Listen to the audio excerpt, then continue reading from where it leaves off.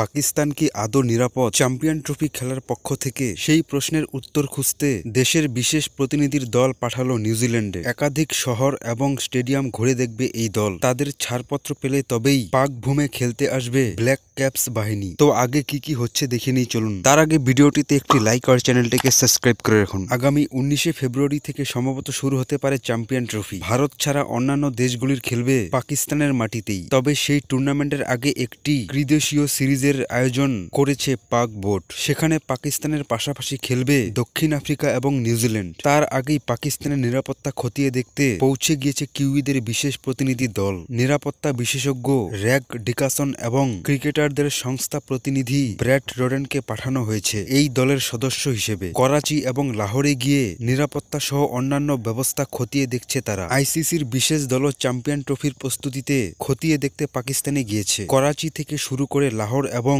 রাওয়ালাপিন্ডিতে যাবে তারা। যদিও পাক বোর্ডের মতে সমস্ত বড় টুর্নামেন্ট আগে এইভাবেই পরিদর্শন করতে আসে আইসিসির দল। আলাদা কোনো তাৎপর্য নেই এটা। উল্লেখ্য, করাচি, লাহোর এবং রাওয়ালাপিন্ডি স্টেডিয়ামে ঢেলে সাজানো হচ্ছে চ্যাম্পিয়ন ট্রফির উপলক্ষে। পাক মুদ্রায় অন্তত প্রায় 1200 কোটি টাকা খরচ করা হয়েছে। প্রসঙ্গে সূত্র মারফত জানা যাচ্ছে, ভারতের গ্রুপে পড়েছে Pakistan, Bangladesh, New Zealand. Mega tournament শুরু হবে 19শে ফেব্রুয়ারি, ফাইনাল হবে 9ই মার্চ।